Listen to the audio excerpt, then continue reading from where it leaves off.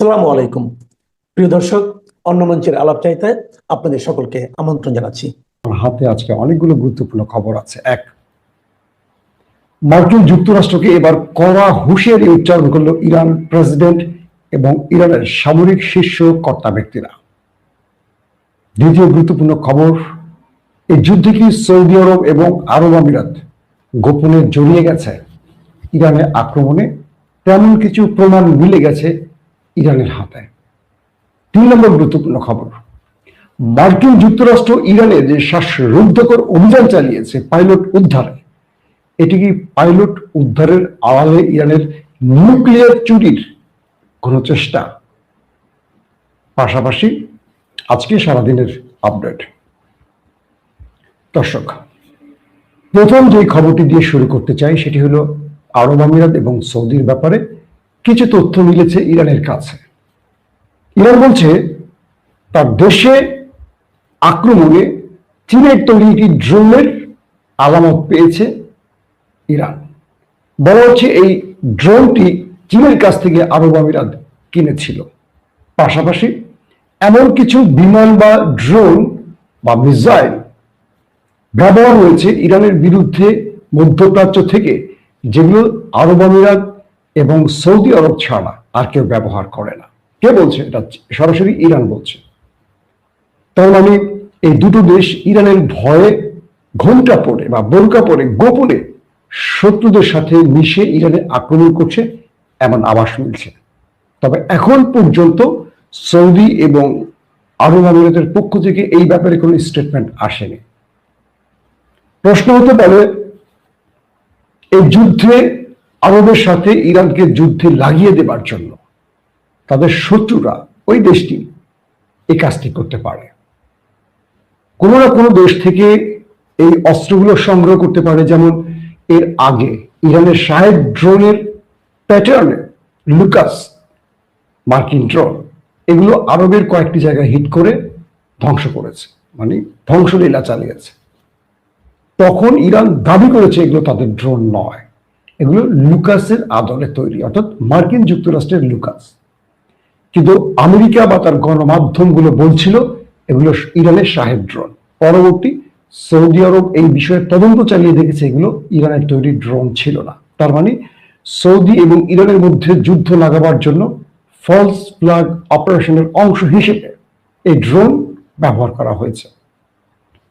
এখন আরব আমিরাত এই দেশটি কিন্তু ইরানের শত্রু তালিকায় ইসরায়েলের পরের অবস্থানে আছে।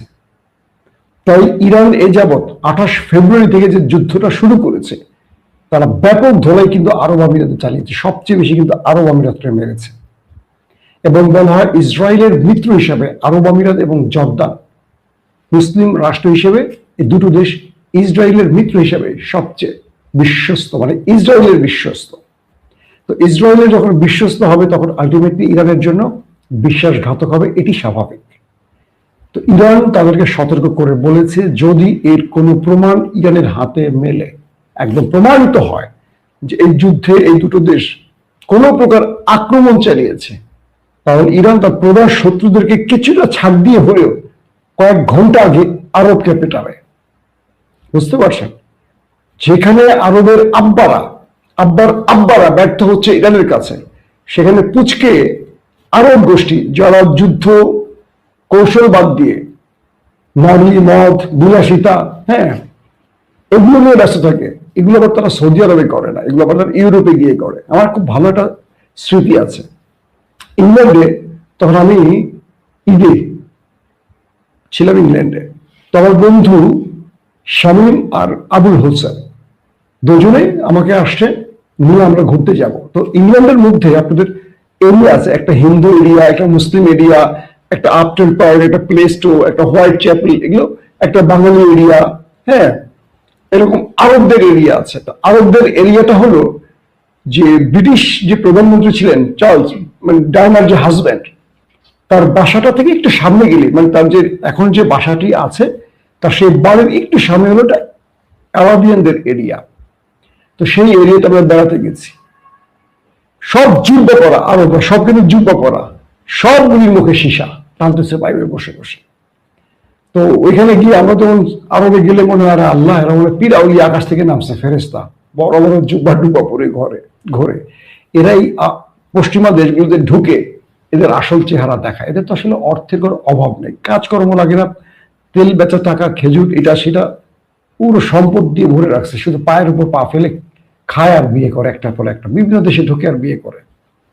সবার ক্ষেত্রে হয়তো এরকম হয় না, বাট অধিকাংশের ক্ষেত্রে এটা হয়।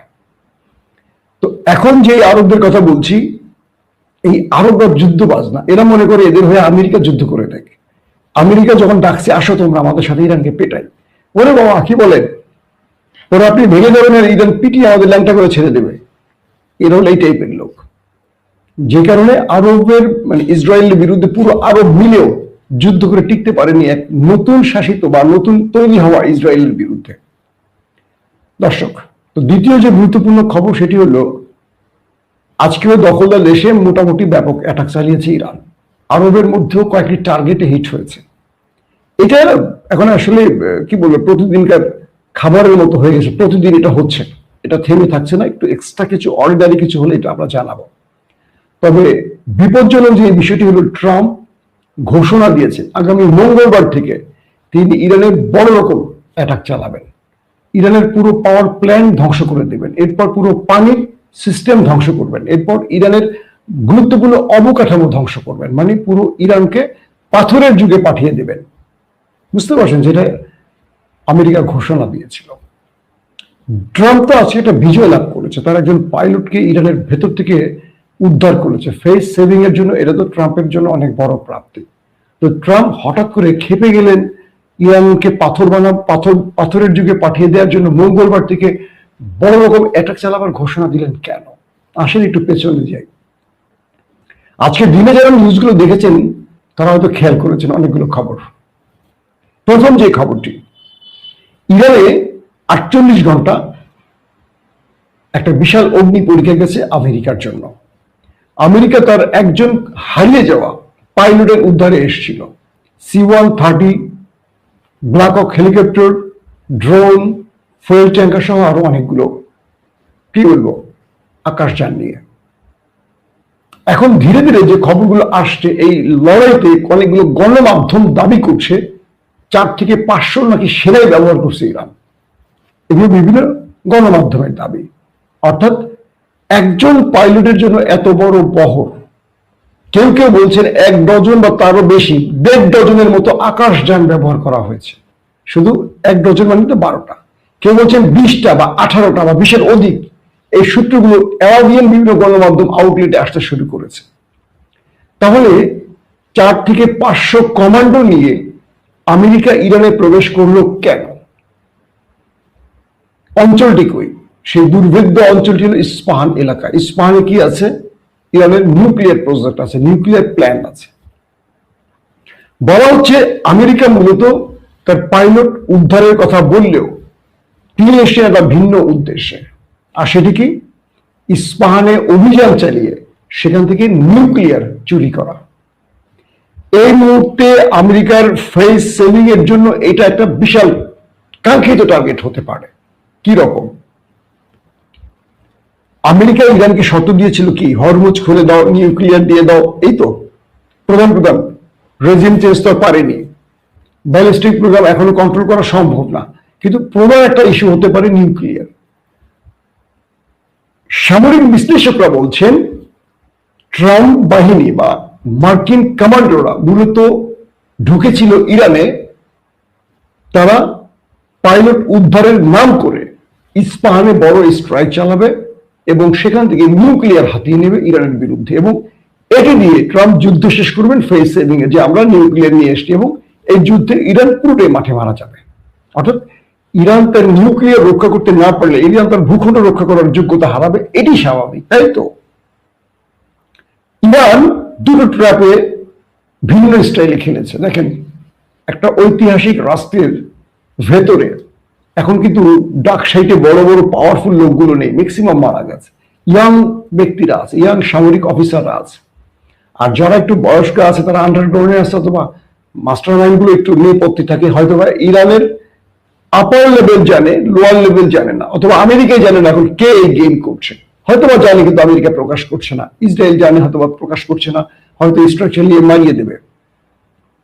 যখন ইরানের সেই মানে কি বলবো ভয়ঙ্কর অঞ্চলটিতে যেখানে মার্কিন বিমান ভূপাতিত হয়েছে, যেখানে পাইলট তার শেষ সিগন্যাল কমান্ডো বাহিনীকে দিয়েছে, সেই অঞ্চলে আমেরিকা আসে।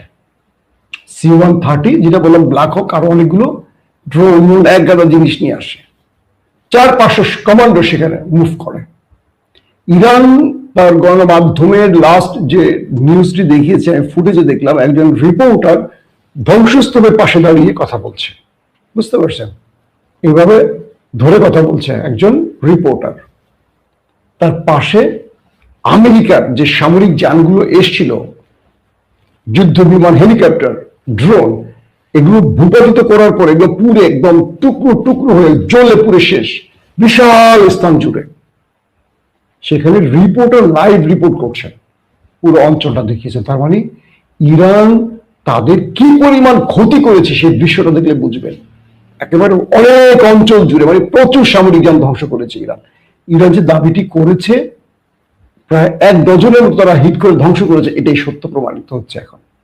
আমেরিকা বলেছে 6টিতে আঘাত করেছে, আর ইরান বলছে 10 থেকে 12টির মতো যুদ্ধ বিমান, হেলিকপ্টার, ড্রোন। এটা আমার কাছে এখন সত্য প্রমাণিত হচ্ছে। নাম্বার 2, আমেরিকার কমান্ডোরা মূলত এখানে নেমেছিল পাইলট উদ্ধারের নাম করবে, আর ইরান পাইলটের উদ্ধারের সামনে রেখে তাদের সাথে একটা ফাইটে যাবে। এই ফাঁকে মার্কিন কমান্ডো বাহিনী চলে যাবে ইস্পাহানে নিউক্লিয়ার প্রজেক্ট দখলে, এবং সেখানে তারা নেমে অভিযান চালাবে। যখন তারা সেখানে মুভ করবে, একটা গ্রুপ ভেতরে যাবে, একটা গ্রুপ বাইরে ইরানের সাথে লড়াই করবে। এই সময়টিতে ইসরায়েল আমেরিকা আকাশ থেকে এসে ইরানের বাহিনীকে উপর থেকে ব্যাপক বোম্বিং করবে বা শেলিং করবে। টার্গেট হলো, এটা ছিল আমেরিকার। কিছু মাধ্যম বলছে, আমি কিন্তু সামরিক বিশ্লেষক না, আমি বিভিন্ন আউটলেট গুলোকে সারাদিন ঘেটে, যেগুলো মোটামুটি নির্ভেজাল, একটু সঠিক তথ্য দেয়, বিভিন্ন সাইট, ইসরায়েলের সাইট বলেন, আমেরিকার সাইট বলেন, ইরানের সাইট বলেন, টার্কিশ বলেন, আরাবিয়ান বলেন, বিভিন্ন জায়গা থেকে আমি এটা কনফার্ম তথ্য রেডি করে আপনাদের জন্য প্রেজেন্ট করি। বিভিন্ন জায়গা থেকে এগুলো সংগ্রহ করি, একটা পত্রিকা দেখে দেখে সংগ্রহ করি না, এটা আমার কখনো অভ্যাস নেই। আমি টেলিভিশনে চাকরি করার ক্ষেত্রেও আমার রিপোর্টারদেরকে এই গাইডলাইন গুলো দিতাম যে তোমরা সবসময় রয়টার্স ফলো করো কেন, বিবিসি ফলো করো কেন, এদের মালিক কারা? এরা তো সবসময় পার্শিয়াল নিউজ দেয়। গণমাধ্যম ইম্পার্শিয়াল হবে, পার্শিয়াল নিউজ দিয়ে গণমাধ্যম চলে কি করে? তো পশ্চিমা দুনিয়া তো সঠিক তথ্য এভাবে দেবে না কখনো, তারা তাদের মতো করে দেবে, তাদের স্বার্থে যাবে সেটাই দেবে। আবার ইরানের গণমাধ্যম পুরোপুরি সত্য দেবে না, যুদ্ধ চলাকালীন তারা এইরকম খবর দেয়। তাহলে আশেপাশের গণমাধ্যম গুলো ফলো করো, রাশিয়ানটা করো, চীনেরটা করো, এরকম ব্যাপার। এখন যে বিষয়টি তৈরি হয়েছে, ইরান দুটোই বুঝতে পেরেছে যে এই বিশাল বহর নিয়ে আমেরিকা যখন নেমেছে, তাদের টার্গেট হলো নিউক্লিয়ার চুরি করা। ইরান তার অ্যাটাকিং সিস্টেমটাকে কয়েকটা ফ্রন্টে ভাগ করেছে। একটা হলো যে তারা যে বাহিনীটি নেমেছে পাইলট উদ্ধারে, তাদেরকে ব্যাপক অ্যাটাক করবে, যত পারে হতাহত করবে। প্রশ্ন হলো, এতগুলো সামরিক যান ধ্বংস হয়েছে, এতগুলি সামরিক যান, মার্কিন সেনা একটাও মরে নাই। ইরান মিসাইল মেরে, রকেট মেরে, গুলি করে শুধু যুদ্ধ বিমান শেষ করেছে। মানুষগুলি কই হাওয়া হয়ে গেছে, বাতাসে ভেসেছিল তখন। তার মানে প্রচুর সংখ্যক হতাহতের খবর আসতেছে। যারা বেঁচে গেছেন তারা তাদেরকে নিয়ে কেটে পড়েছে, একটা ব্যাপার। দ্বিতীয়টা হলো, ইরান সঙ্গত কারণে হয়তো দেখাচ্ছে না, কারণ আছে, সেটা ধারাবাহিক আসবে। 3 নম্বর যে বিষয়টি, আরেকটা ক্ষেত্রে ইরান ওই বাহিনীটিকে মোকাবেলা করেছে যাতে তারা ইস্পাহানে মুভ করতে না পারে। ওই ইস্পাহান যে মুভটি যাবে, তারা ওই পয়েন্ট থেকে ইরান সবচেয়ে বেশি অ্যাটাক করেছে, যে কারণে আমেরিকা, ইস্পাহান তো দূরের কথা, তারা ওই যে পাইলটের কথা বলছে, আদৌ কনফার্ম না যে পাইলট তারা নিতে পারছে, আদৌ কনফার্ম না পাইলট বেঁচে আছে। যেদিন এই পাইলট নিজে মাইক ক্যামেরায় দাঁড়িয়ে বলবে হ্যাঁ আমি বেঁচে গেছি, আমি সেই লোক, এই প্রমাণিত। এখন একজন পাইলট যদি এসে বলে, আমি যদি মার্কিন পাইলটের পোশাক পরে বলি যে আমি বেঁচে আছি, 2টো গুলি খেয়েছিলাম পেছন দিয়ে, তো পেছন দিয়ে ঢুকে এবং মুখ দিয়ে বেরিয়ে গেছে, হবে? ওই পাইলট যে ওই বিমানটি চালিয়েছেন, তিনি সেই পাইলট, এটা প্রমাণ করে যদি মার্কিন গণমাধ্যম চালাতে পারে আমরা বিশ্বাস করব। এখন পর্যন্ত সেই পাইলটের আপডেট কোনো তথ্য আমেরিকা দেয়নি। কে ছিলেন, পরিচয় কি, তার পরিবারের কোনো স্টেটমেন্ট আমরা পাইনি। কিছু কিছু মাধ্যম বলছে পাইলট আসলে ওখানে মরে গেছে, ইরানের সাথে গলাগলিতে সে মরে গেছে, এবং সেখানে মার্কিন কমান্ডো বাহিনীর স্পেশাল কমান্ডোদের মধ্যে অনেকেই মারা গেছে, অনেকেই, সংখ্যাটা অনেক। কারণ ইরান সেখানে ব্যাপক পরিমাণ অ্যাটাক করেছে, কারণ এটা ইরানের ইজ্জতের ব্যাপার। এবং ইরান এখানে একটা খেলা খেলছে যে খার্ক আইল্যান্ডে আমেরিকার এই কমান্ডোরা নামবে। তো ইরান তার মুখোমুখি অ্যাটাকের সক্ষমতাকে ট্রাই করেছে। আমেরিকাও তারা খার্ক আইল্যান্ডে নামতে হবে, ইরানের সাথে তারা একটা প্রতিযোগিতা করেছে। এই পুরো অপারেশনের মধ্যে সবচেয়ে হাই ভোল্টেজ ম্যাচ ছিল এই গত 48 ঘন্টা।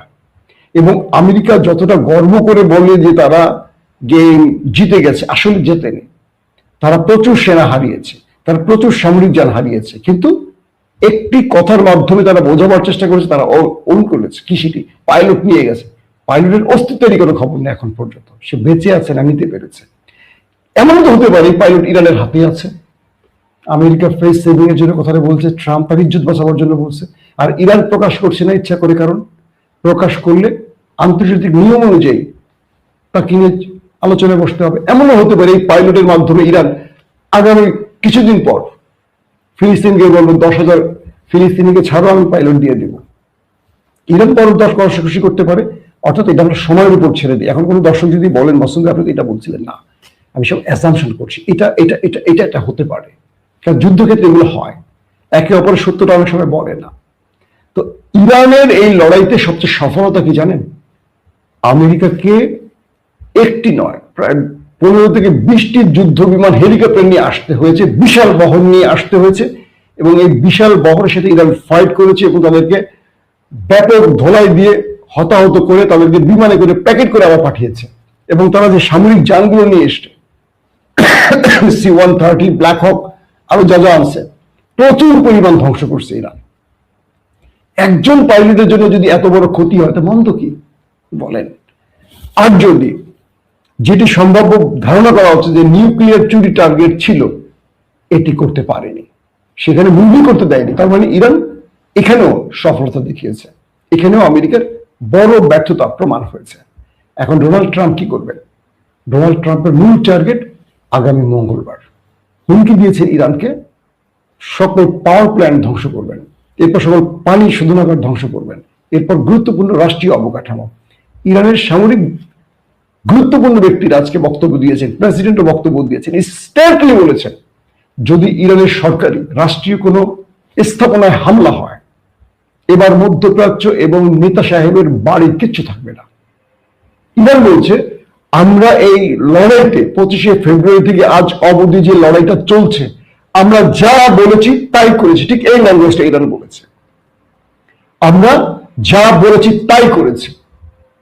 এবার আমরা ঘোষণা দিচ্ছি যদি আমাদের রাষ্ট্রীয় কোনো অবকাঠামো ধ্বংস হয়, শত্রু অনুতপ্ত হবে।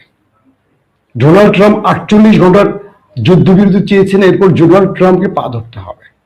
তিনি বলছেন যদি আমাদের গুরুত্বপূর্ণ রাষ্ট্রীয় সম্পদে আঘাত আসে তাহলে আমেরিকাকে বলবো, নেতা সাহেবকে বলবো নিজের দেশের দিকে তাকান। মানে গালফ কান্ট্রিতে মার্কিন কোন স্থাপনাকে আমরা দাঁড়িয়ে থাকতে দেবো না, সব ঘুরিয়ে ফেলবো। তার মানে আগামী মঙ্গলবার একটা ভয়ঙ্কর লড়াইয়ের দিকে যেতে পারে দেশ দুটো। শেষ পর্যন্ত এই লড়াই আমাদের কোথায় নিয়ে ঠেকাবে জানি না, কিন্তু আমরা আবার বলবো আমরা যুদ্ধ চাই না, আমরা শান্তি চাই।